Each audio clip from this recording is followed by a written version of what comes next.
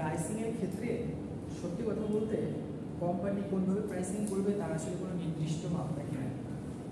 Company কিছু কিছু সময় করতে পারে কি জানেন, তার প্রোডাক্টের দাম বাড়িয়ে দিয়েও চাহিদা সৃষ্টি করতে পারে, আবার প্রোডাক্টের দাম কমিয়ে দিয়েও চাহিদা সৃষ্টি করতে পারে।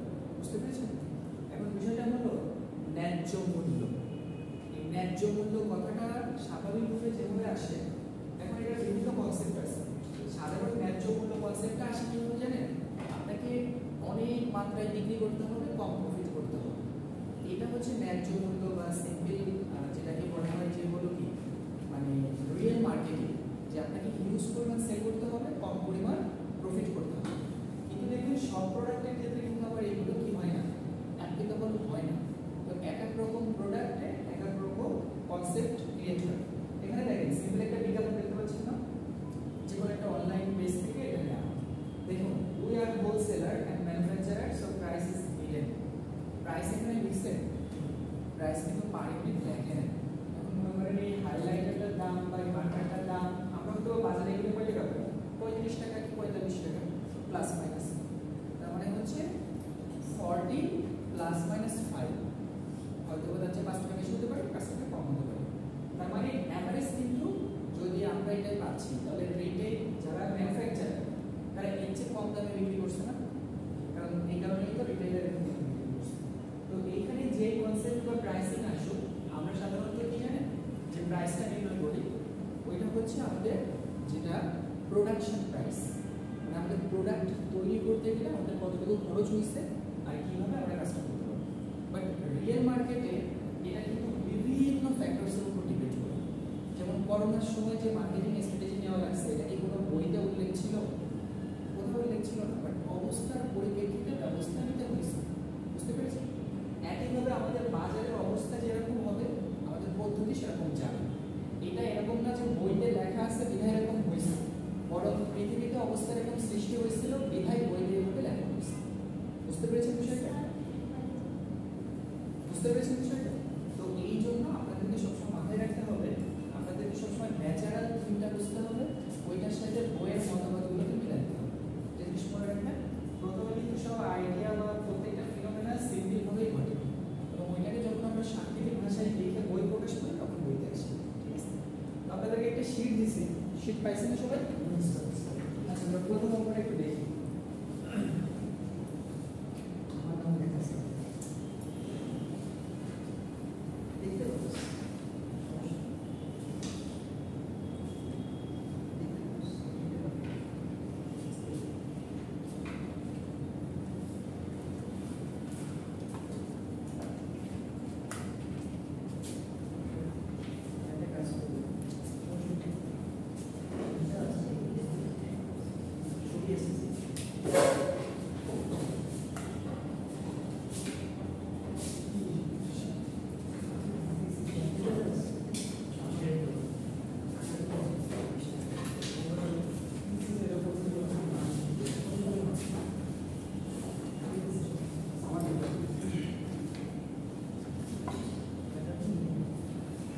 আচ্ছা, এই শীটটা তো সবাই পাইছেন না? এখানে দেখুন সিম্পলি আমরা এক একটা সময় এক এক রকম করে সিম্পল একটা ডেফিনিশন দিচ্ছি, যে pricing is a process to determine what manufacturers receive in exchange for the product. Pricing depends on various factors like manufacturing cost, raw materials, profit, etc. Our objectives of pricing include maximization of profit, optimization of profit.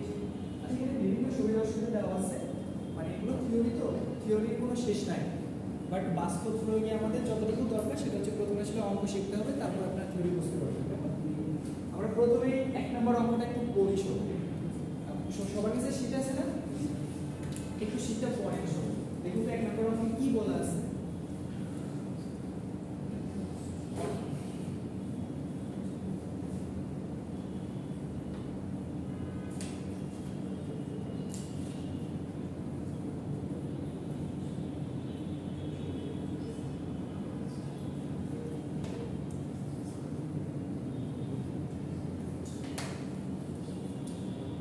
আপনি একটা বড় company দিলেন, এখন আপনার manager আপনাকে একটা প্রস্তাব দিল যে আমাদের আগামী বছরের কস্ট আসবে হলো 2 কোটি টাকা। এখন আপনি যদি খুব মানে পারফেক্টলি অর্গানাইজভাবে কস্ট বিশ্লেষণ করতে পারেন, তখন আপনি দেখাতে পারবেন যে 2 কোটি টাকা না, আমি তো আগামী বছরের খরচ 50 লাখ টাকায় শেষ করতে পারবো। কিন্তু আপনি যদি নিজে কনসেপ্ট না বোঝেন না, তাহলে ম্যানেজার আপনাকে যেটা বলবে আপনি সেটা মানবেন। বুঝা গেল? সুতরাং আপনি মনে করেন এটা করেন আর নিজে যাই করেন, আপনার প্রত্যেকটা বিষয় সম্পর্কে যদি ধারণা না থাকে, তাহলে কিন্তু আপনি কোনো তত্ত্ব বা কোনো বিষয়কে কিন্তু কী করতে পারবেন না, বিশ্লেষণ করতে পারবেন না বা সিদ্ধান্তটাকে চেঞ্জ করতে পারবেন। আপনার প্রথমে হচ্ছে প্রত্যেকটা বিষয়ের কনসেপ্ট ভালোভাবে বুঝতে হবে এবং সেটাকে কী করতে হবে, প্র্যাকটিক্যাল অ্যাপ্লাই করার মতো ক্ষমতা থাকতে হবে। তো প্রথম দেখুন তো অঙ্কে কী বলছে, আমি একটু অঙ্কটা পড়ি আপনাদের সাথে। হ্যাঁ, আপনারা সবাই একটু অঙ্কটা আমার সাথে দেখেন।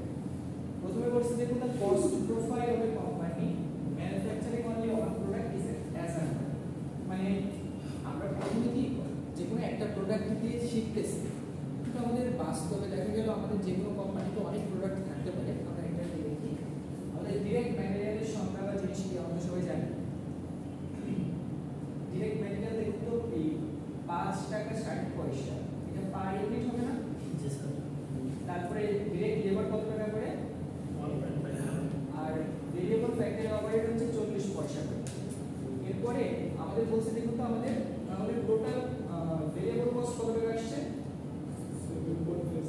7 টাকা 50 পয়সা। এরপরে দেখুন fixed factory overhead is budgeted at 3,30,000 for an annual sales of 4 lakh sale. আমাদের ফিক্সড ওভারহেড কত টাকা আমরা ধরছি? 3,30,000।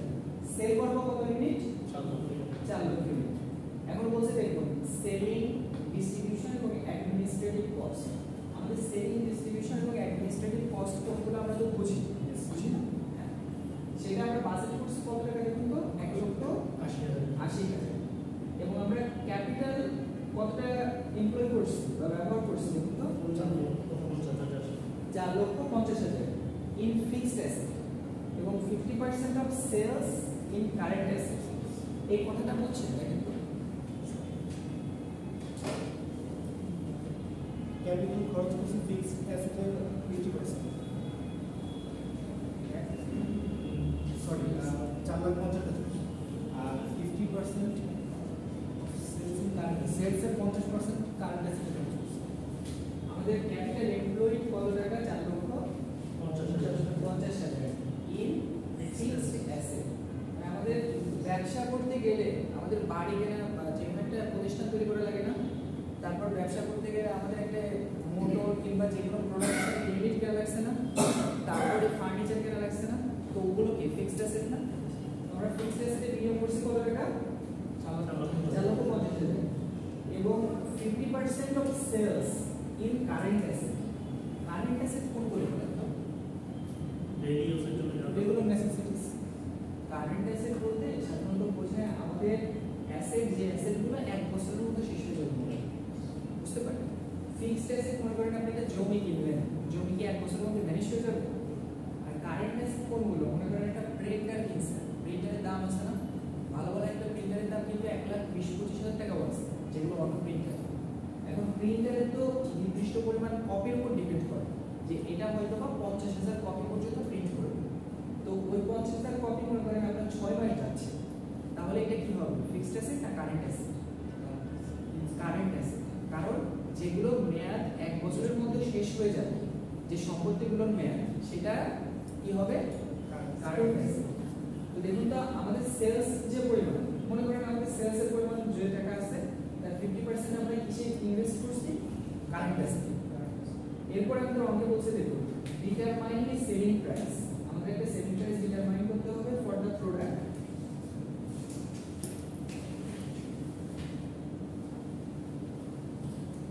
এই প্রোডাক্টের জন্য এই ইল্ড মানে হচ্ছে প্রফিট, ঠিক আছে? To give a profit 20% return on capital employed. তার মানে হচ্ছে আমাদের একটা সেলিং প্রাইস নির্ণয় করতে হবে, যে সেলিং প্রাইসটা হচ্ছে কি আমরা যত টাকা ক্যাপিটাল এমপ্লয় করছি তার উপর কত পার্সেন্ট প্রফিট দিবে? 20%। ইল্ড মানে সবসময় মনে রাখবেন ইল্ড মানে হচ্ছে প্রফিট পার্সেন্টেজ, ঠিক আছে? এখানে ইল্ড বলতে সাধারণত মতো বোঝাচ্ছে যে পার্সেন্টেজ অফ প্রফিট। এখন একটা জিনিস লক্ষ্য করেন তো, আমাদের অঙ্কে কোথাও কি সেলস এর পরিমাণ দেওয়া আছে? সেলস এর পরিমাণ ইউনিট আর সেলিং প্রাইস কি দেওয়া আছে? একটু ভালো করে বুঝে দেখেন। এই মেন শিটটা কই? অঙ্কে দেখুন তো কোথাও সেলস এর পরিমাণটা দেওয়া আছে কিনা?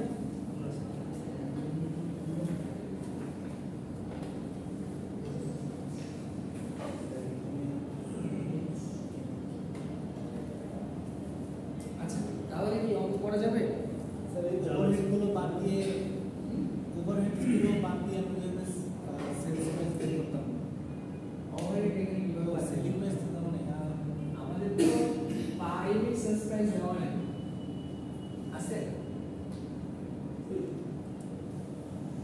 ইউনিট দিয়ে ওই যে টোটাল আমরা কস্ট দিয়ে করে 7.50 ইনটু চালান। আচ্ছা দেখেন, ভালো করে দেখেন। আমাদের প্রথমে প্রফিট বের করতে পারি না আমরা? আবার sales minus total cost, profit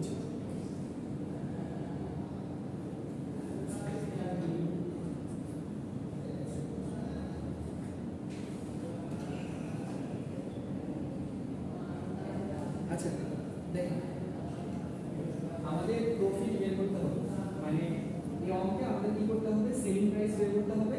আর আমাদের সেলিং প্রাইসটা আমরা এতটা বের করব, তার উপর আমরা প্রফিট পাবো কত পার্সেন্ট? 20%। এখন 20% হচ্ছে আমরা যে টাকা ক্যাপিটাল এমপ্লয়েড করছিলাম তার উপর 20%। এখন একটা জিনিস লক্ষ্য করেন, আমাদের অঙ্কে কিন্তু কোথাও সেলস এর পরিমাণটা দেওয়া নেই। সেলস এর পরিমাণটা দেওয়া আছে? দেওয়া নেই। আমরা এখন করব কি? সেলস এর পরিমাণটা প্রথমে বের করব। এখন সেলস এর পরিমাণ বের করতে গেলে এখানে প্রথমে আমরা একটু অঙ্কটা এস্টিমেটটা করি, তারপরে বুঝতে পারবো। প্রথমে হচ্ছে দেখুন তো, আমরা সেলস এর পরিমাণ যেহেতু দেওয়া নেই এবং সেলস এর পরিমাণটা বের করতে পারলে কিন্তু অঙ্কটা হচ্ছে, তাহলে যেটা দেওয়া নাই সেটাকে আমরা ভেরিয়েবল ধরে নিই, x ধরে নিই। তাহলে যদি আমরা করি তাহলে দেখুন তো কত আসে এটা। এই দেখেন তো এখানে দেখা যায় কিনা? বোর্ডে দেখা যাচ্ছে? লেট কোন পর্যন্ত দেখা যায়? লেট এই পর্যন্ত দেখা যায়? এই পর্যন্ত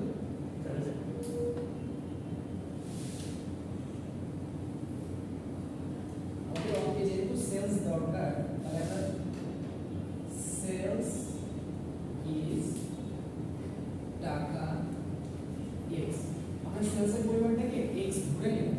বুঝতে পেরেছেন? এখন এরপরে কি বলছে দেখুন তো, আমাদের current asset 50% of sales in current asset. আমাদের কারেন্ট অ্যাসেট কত টাকা?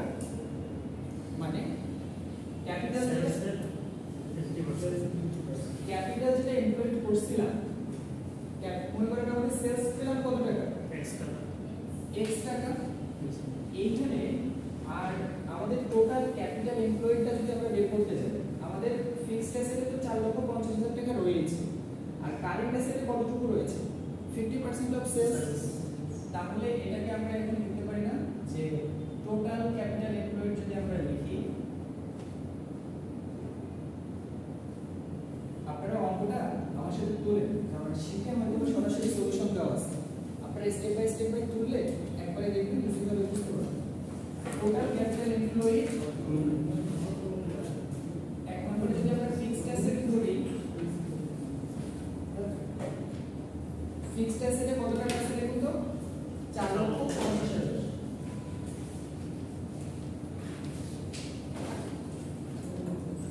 এরপরে হচ্ছে দেখুন কারেন্ট অ্যাসেট।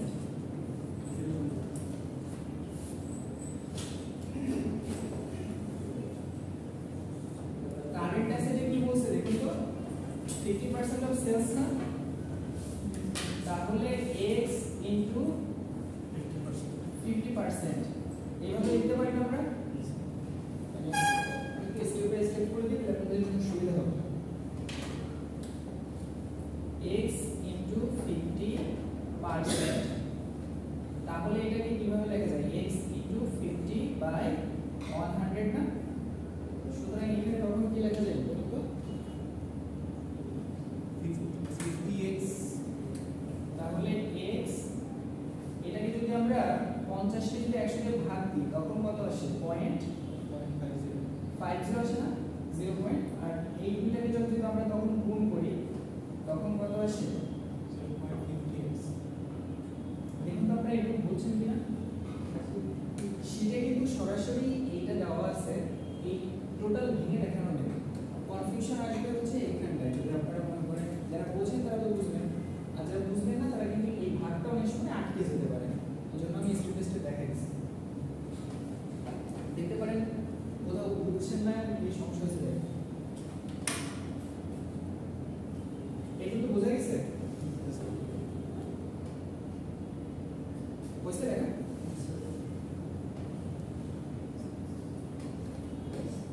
আচ্ছা, আমরা উপরে হেডিং দিয়েছিলাম হচ্ছে টোটাল ক্যাপিটাল এমপ্লয়েড। তার মানে দেখুন তো আমাদের এখানে ছিল কত টাকা? 4,50,000।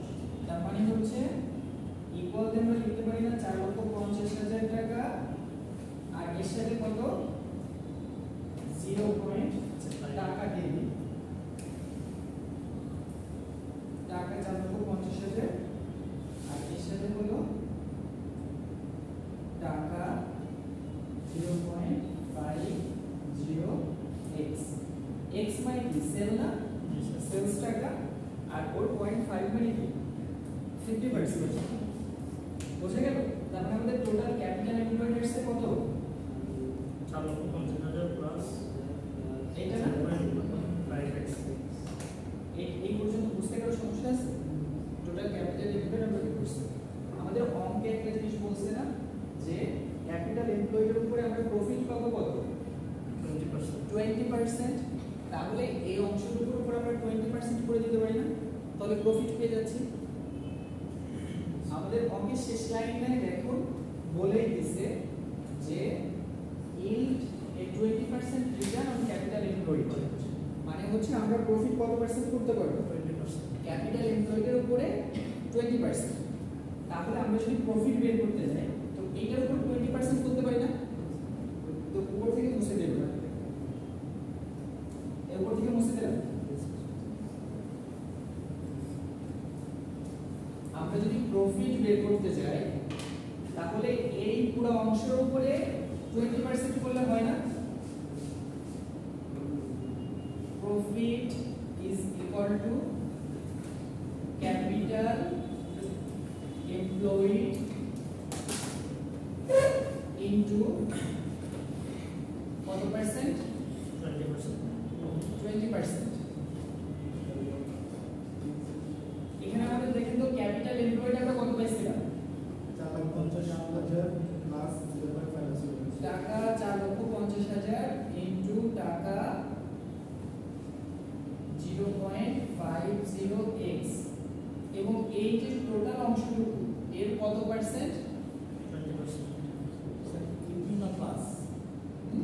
প্লাস প্লাস 5,000 টাকা 4,50,000। সরি ভুল করছি, মানে গুণ হয়ে গেছে তাই না? প্লাস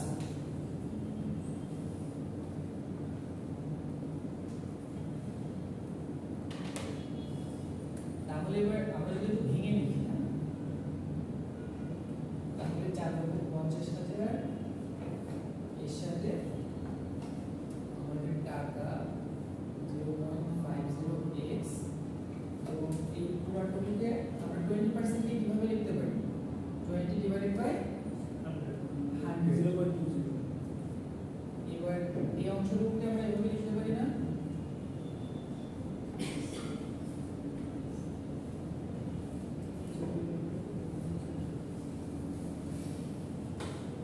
এটা কি কত আসে?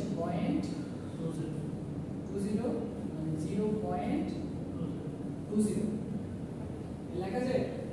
20 কে আমরা 100 দিয়ে ভাগ করলে কত পাই? 0.20। আমরা ভাগ করে জিনিসটাকে সহজ করে নিলাম। এরপরে যদি আমরা এটাকে গুণ করি, এইটাকে দিয়ে প্রথমে এটাকে গুণ, আবার এইটাকে দিয়ে এটাকে গুণ, তাহলে 4,50,000 টাকাকে 0.20 দিয়ে গুণ করলে কত আসে দেখুন তো? 90,000। নিচেটা মুছে দিই না?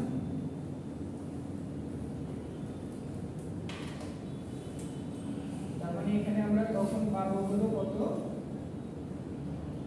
90,000।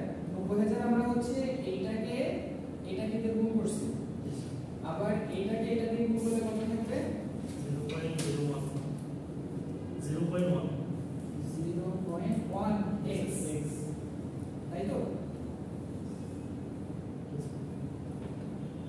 তাহলে এখানে লক্ষ্য করুন তো আমাদের প্রফিট কি আমরা পাইছি,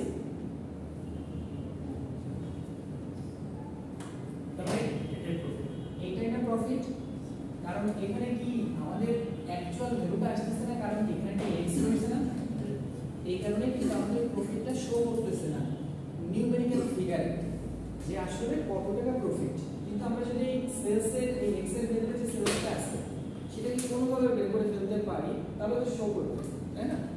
তার মানে আমরা এই পর্যন্ত আসলাম যে আমাদের এখানে প্রফিটটা কত আসছে, 90,000 যোগ 0.1x, এখানে x মানে হচ্ছে সেলস, তার মানে সেলসের কত পার্সেন্ট, 10%।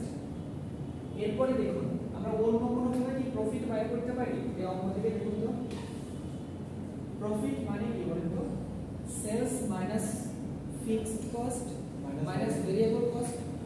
এইভাবে আমরা আরেকটা ইকুয়েশন দাঁড় করে দিতে পারি না, কিন্তু আমাদের টোটাল কস্ট দেওয়া আছে, তাই না?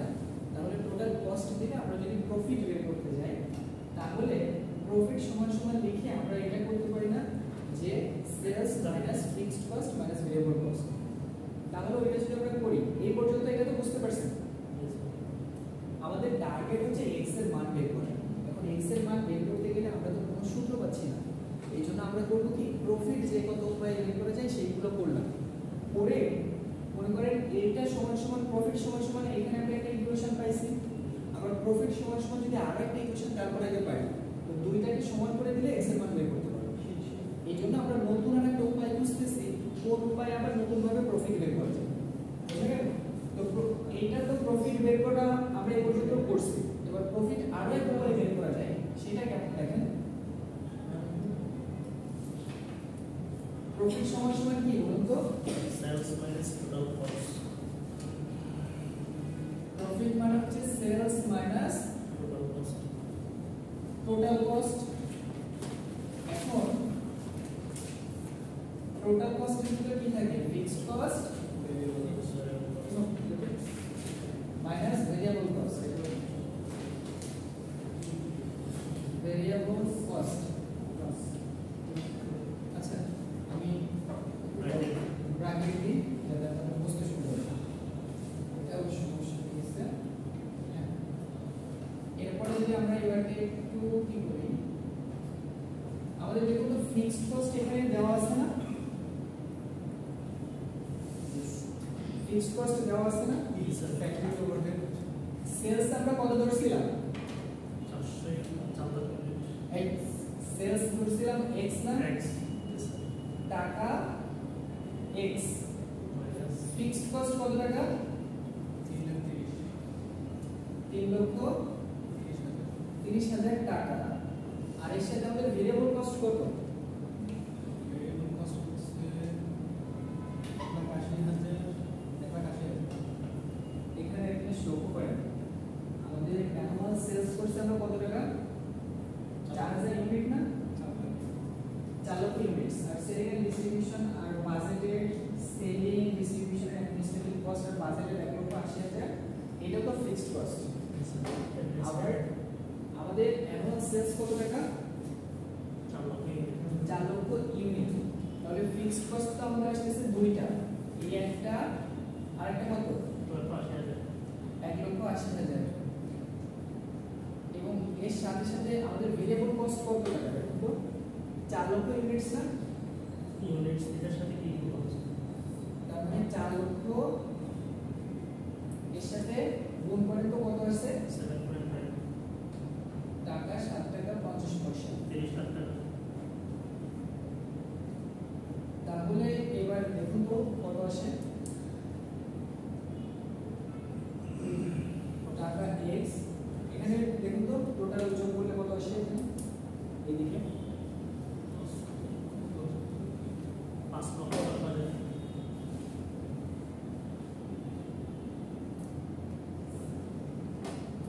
আর ওইদিকে কত, 30 লক্ষ। 35,10,000।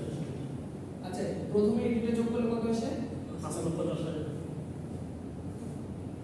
5,10,000 প্লাস প্লাস 30 লাখ। 30 লক্ষ, এরকম দিই তাহলে এরকম হয় না, দুইটা যোগ করলে কত হয়? 35,10,000 কত? 35,10,000 আচ্ছা দেখুন তো এই পর্যন্ত কারো বুঝতে সমস্যা আছে কিনা? আমরা প্রফিট বের করলাম না সিম্পল, আমাদের টোটাল ফিক্সড কস্ট ছিল কয়টা? এ একটা আর ভেরিয়েবল কস্ট আমাদের টোটাল ইউনিটস হচ্ছে 4 লক্ষ আর পার ইউনিট কত করে? 7 টাকা 50 পয়সা করে। তো এটা হলো কি হলো আমাদের টোটাল ফিক্সড কস্ট আর এটা ভেরিয়েবল কস্ট। এবং এক্স মানে কি? সেলস না? সেলস থেকে যদি আমরা টোটাল কস্ট বাদ দিই তাহলে আমরা কি পাই? প্রফিট পাই। একটা জিনিস লক্ষ্য করেন তো, প্রফিট সমান সমান আমরা আগে একটা কি পেয়েছিলাম? আগে একটা টার্ম পেয়েছিলাম না? 90,000 আগে একটা রাশি পেয়েছিলাম না? ওই রাশিটা আর এইখানে আমরা প্রফিট সমান সমান আরো নতুন একটা রাশি পাইছি না? বুঝতে পেরেছেন বিষয়টা? এখন আমরা এক্স এর মান যদি বের করতে যাই, এই দুইটাই তো সমান। যদি প্রফিট যদি হয় মনে করেন 5 টাকা, তো এই ইকুয়েশন থেকেও 5 টাকা বেরোবে, আবার ওই আগে যে ইকুয়েশনটা ছিল ওটা থেকেও 5 টাকা বেরোবে। এখন এক্স এর মান বের করার জন্য আমরা দুইটাকে সমান করে দিতে পারি না? যে এই ইকুয়েশন সমান সমান ওই আগের ইকুয়েশনটা, তাহলে ওইখান থেকে কিন্তু এক্স এর মান আমরা বের করে দিতে পারি। তো এবার দেখি যে আমরা কিন্তু কি করছি, দুইটা একটা মানে সমান ভ্যালুর ইকুয়েশন পাইছি না? সিমultaneous ইকুয়েশন। তো এই ক্ষেত্রে তখন আমরা কি বলতে পারি? প্রফিট সমান সমান profit is equal to profit. তো প্রথম প্রফিট যেটা ছিল তার সমান সমান দ্বিতীয় প্রফিটটা দেন। এবার দেখেন তো এক্স এর মান বের করতে পারেন কিনা? আমাদের প্রথমে আমরা প্রফিটের একটা ইকুয়েশন পেয়েছিলাম না? মানে একটা কি পেয়েছিলাম? রাশি পেয়েছিলাম। ওই রাশি সমান সমান দ্বিতীয় যে রাশি, এই দ্বিতীয় রাশিটাকে বসান। আমাদের প্রথম রাশিটা কত ছিল বলেন তো? 90,000 প্লাস কত? 90,000 প্লাস 90,000 প্লাস 0.1x প্লাস টাকা 0.10x, এই একটা সমান সমান আমরা পরের পদ্ধতিতে যেটা পেয়েছি যে টাকা x মাইনাস 35,10,000 টাকা 35,10,000। এখান থেকে x এর মান বের করা। দেখুন তো এখান থেকে x এর মান কত আসে? ব্র্যাকেট দাও দরকার নেই, যে কোনো এটা ভিতরে চলে আসছে। এখান থেকে x এর মান বের করলে অঙ্ক হয়ে যাচ্ছে।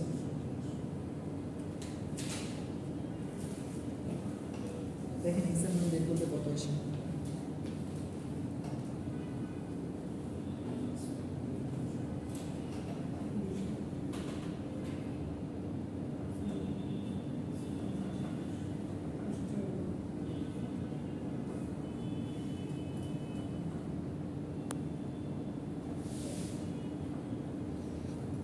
হয়েছে? এক্স এর মান কত আসছে?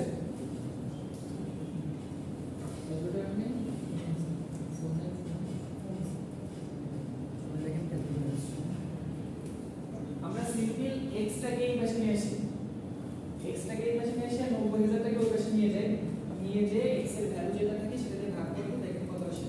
এক্স এর মান কত আসে?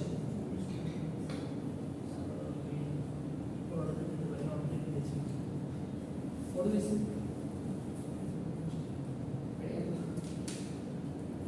হ্যাঁ এই তো হয়েছে তো। হ্যাঁ তো এই মাইনাস হবে না, মানে যদি আপনি মানে 1 থেকে মাইনাস 1.1 বাদ দেন তো কত হয়? Minus 90 minus 0.90। এটা তো x আসবে। হ্যাঁ মাইনাস মাইনাসে কেটে দেন, আপনি 37 লক্ষকে 0.90 তে ভাগ কত আসে?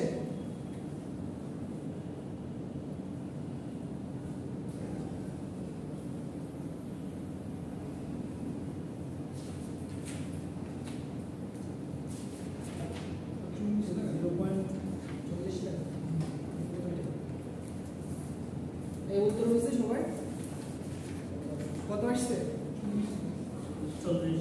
40 লাখ আসবে। 40 লাখ আসছে সবার? আপনার কত আসছে? 24 লাখ না, 40 লাখ। 40 লাখ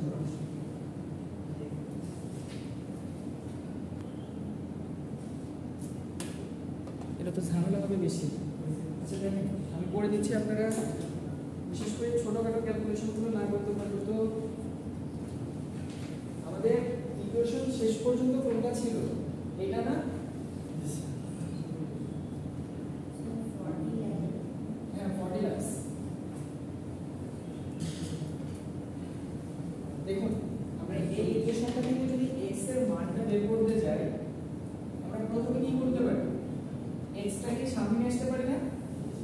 এখানে কত টাকা 0.10x, এইখানে একটা x ছিল না 1x, ওটাকে আমরা নিয়ে চলে আসলাম টাকা x সমান সমান এই পাশে কত ছিল টাকা মাইনাস 35,10,000 আর এই 90,000 টাকা ওই পাশে গেলে কি হবে? মাইনাস না, মাইনাস টাকা 90,000। এরপরে একটা জিনিস লক্ষ্য করুন, এই শুধু x মানে কি? শুধু x মানে হচ্ছে অন x, গালাগালি হয়ে গেল। টাকা x, x এর আগে কিছু নাই মানে কত x? 1x। তার মানে 1 থেকে যদি 0.10 বাদ যায় তাহলে কত হবে? মাইনাস তখন হ্যাঁ মাইনাস, কারণ এর আগে তো মাইনাস আছে, মাইনাস 0.90x, বোঝা গেল? আর এই দুইটা মাইনাসে মাইনাসে যোগ করলে কত আসবে? 36 লাখ। মাইনাস টাকা 36 লাখ। তাহলে এবার মাইনাসে মাইনাসে কেটে যাচ্ছে না? দেখুন তো আমরা একসময় টাকার আগে মাইনাস লিখতেছি, একসময় টাকার পরে মাইনাস লিখছি। টাকাটা না লিখলে টাকাটা না লিখলে মানে এখন টাকাটা লিখবে, কারণ কি আমরা শুধু নিউমেরিক্যাল বা কনস্ট্যান্ট দিয়ে বুঝতে পারি না যেটা ইউনিটস নাকি টাকা। এই জন্য অ্যামাউন্ট লিখলে টাকা না লিখতে পারলে টাকা সাইনটা লিখবে, বুঝে গেল? তো আগে টাকা সাইনটা আগে দিবেন, মানে টাকার যে সিম্বল কারেন্সি সিম্বল সবসময় আগে বসবে, যেমন ডলারের সিম্বল সবসময় আগে বসবে, কারেন্সি সিম্বল সবসময় আগে বসবে। আমরা বাংলায় বলার সময় সাধারণত বলি কি আগে অ্যামাউন্ট উল্লেখ করে শেষে টাকা বলি, কিন্তু দেখবেন যে অন্যান্য ক্ষেত্রে কিন্তু ডলার আগে বলা যায়, ডলার 3000। ঠিক আছে, তো আপনি যদি টাকা ব্যবহার না করেন টাকা সাইনটা ব্যবহার করলেও চলবে। এবার দেখেন দুই দিকে মাইনাস আছে না, তো মাইনাস কি ভ্যানিশ করে দেওয়া যায় না? তাহলে এই মাইনাসটা ভ্যানিশ করে দিয়ে আমরা এর সাথে এটা ভ্যানিশ করে দিই। তো এইখানে দেখুন আমাদের যদি x টাকে আমরা শুধু রাখি তাহলে এখানে আমাদের ছিল কত টাকা? 36 লক্ষ টাকা। আর এইখানে দেখুন তো আমাদের 0.90 ছিল না, তাহলে ওখানে 0.90 ভাগ হয়ে গেল। তাহলে দেখুন তো x সমান কত টাকা থাকে? 40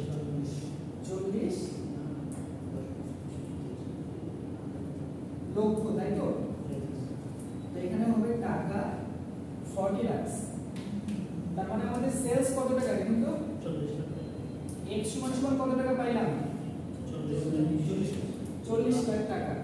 এখন তাহলে আমাদেরকে অঙ্ক কিন্তু হয়ে গেছে, যখন আমরা সেলস এর পরিমাণটা বের করতে পারছি। আমাদেরকে বলছিল কি দেখুন তো, selling price 20%, determine selling price for the product to yield a 20% return on capital employed।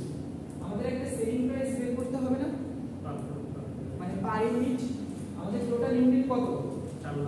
4 lakh unit. আমাদের টোটাল সেলস কত টাকা? 40 লাখ টাকা।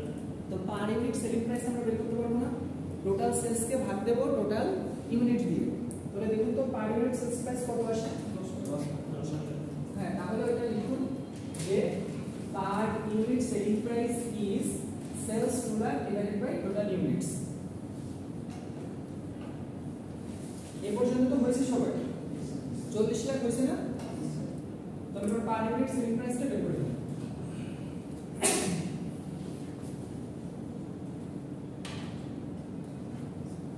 পার ইউনিট সেলিং প্রাইস কত আসে তাহলে? 10 লাখ।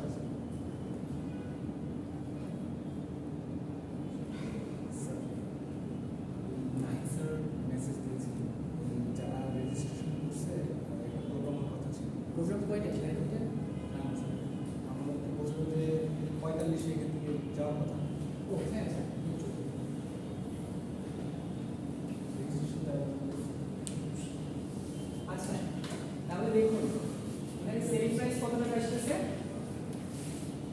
প্রোগ্রাম অ্যাকচুয়ালি কয়টায়? তিনটে। আচ্ছা ঠিক আছে, আচ্ছা তিনটা হলে আপনারা বসেন ক্লাসে বসে এখানে কি বুঝতে পারছেন নাকি? তো টোটাল সেলিং প্রাইস কত এসেছে? 40 লক্ষকে আমরা টোটাল ইউনিটস দিয়ে ভাগ করছি, তাহলে পাচ্ছি কত? 10 টাকা করে পার ইউনিট। এটাই হচ্ছে আমাদের প্রথম অঙ্ক ছিল।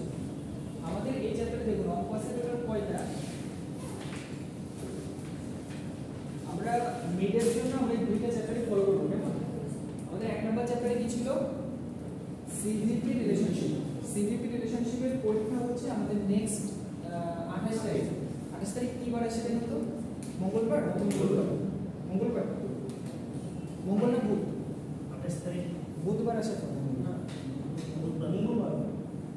আজকে 21 আর 7 মঙ্গলবার আছে। আচ্ছা তাহলে মঙ্গলবারই রাখেন। আমাদের নেক্সট যে টুয়েসডেতে হচ্ছে আমাদের ওই সিভিপির যে একটা অঙ্ক ছিল ওইটার উপরে ক্লাস টেস্ট হবে।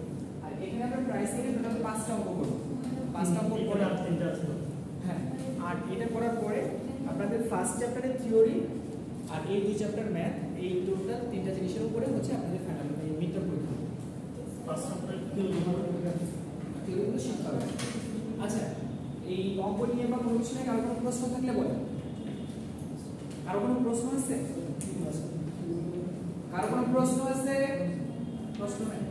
আচ্ছা তো ওয়েট করুন, আজকে পর্যন্তই।